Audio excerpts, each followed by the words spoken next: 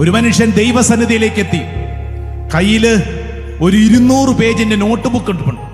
എന്നിട്ട് ദൈവത്തോട് പറഞ്ഞു, ദൈവമേ, ഈ 200 പേജ് നോട്ട് ബുക്ക് മുഴുവൻ ഈ ഭൂമിയിൽ എന്നെ വേദനിപ്പിച്ചവരുടെ പേരുകളാണ്.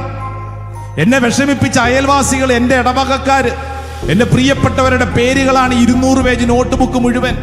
ഞാൻ എന്നതാ ചെയ്യണ്ടേ? ഇവരോട് ഞാൻ ക്ഷമിക്കണോ? ഇതിന് മാത്രം ഞാൻ അനുഭവിച്ചു. അപ്പൊ ദൈവം പറഞ്ഞു, സ്വർഗീയ പിതാവ് പറഞ്ഞു, നീ ഇന്ന് വെയിറ്റ് ചെയ്യ്. എന്നിട്ട് സ്വർഗീയ പിതാവ് അകത്ത് പോയിട്ട് 1000 പേജുള്ള ഒരു നോട്ട് ബുക്ക് ചുമന്നുകൊണ്ട് വന്നിട്ട് പറഞ്ഞു, നിന്റെ കയ്യിലുള്ളത് 200 പേജ് നോട്ട് ബുക്ക് അല്ലേ?